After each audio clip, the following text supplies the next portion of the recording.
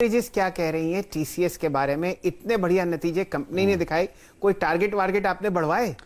देखिए, शुरुआत होगी, जो आपकी स्क्रीन पे आंकड़े आएंगे उसमें सबसे पहला नंबर जो है वो रफली 4000 के आसपास का एक आंकड़ा आता हुआ दिखाई पड़ रहा है। क्रेडिट स्विस की तरफ से एक आउट परफॉर्म रेटिंग है 3750, वेरी प्रिसाइजली ये एक टारगेट आता हुआ दिखाई पड़ रहा है। गोल्डमैन सैक्स करीब 3646 का टारगेट आया है। जेपी मॉर्गन ओवरवेट रेटिंग है, 3640 का टारगेट आया है। इसके अलावा आप मैक्वेरी की आउट परफॉर्म रेटिंग देखेंगे, करीब 3640 का टारगेट वहां आता हुआ दिखाई पड़ा है। सीएलएसए ने आउट परफॉर्म रेटिंग दी है, 3560 का टारगेट आया है। और सिटी का इकलौता सेल है जिसने 2900 का टारगेट दिया है। लेकिन मेजरली मार्केट कंसेंसस यही मान रहा है कि करीब 3500 से ऊपर, करीब 3600-3700 की रेंज में कहीं टारगेट्स आते हुए दिखाई पड़ेंगे।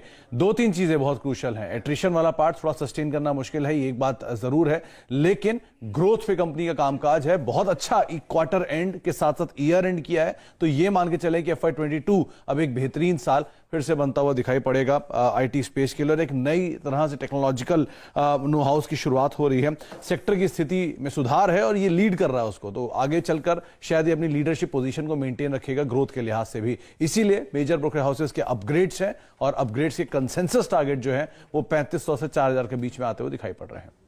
चलिए फिलहाल वीरेंद्र, देखिए, मेजरली सभी ब्रोकरेज हाउसेस ने यहाँ पे थम्स अप ही दिया है डॉक्टर रेड्डी की इस बड़े इवेंट को लेकर।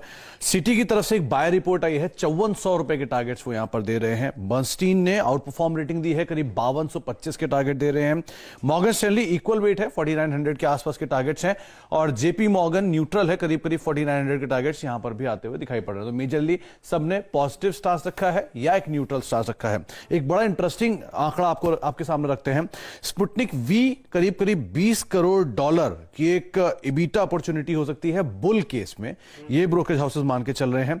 करीब करीब एनपीवी यानी कि नेट प्रेजेंट वैल्यू जो है वो रफली 3% ऑफ कंपनी की बैठेगी। रफली 30 रुपए पर शेयर के आसपास की वैल्यू इस पर्टिकुलर दवा के लिए ब्रोकरेज हाउसेस ने दी है।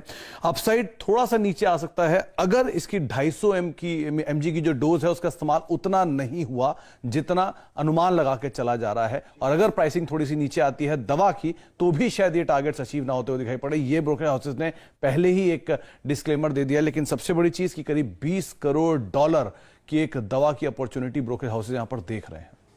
और उनमें से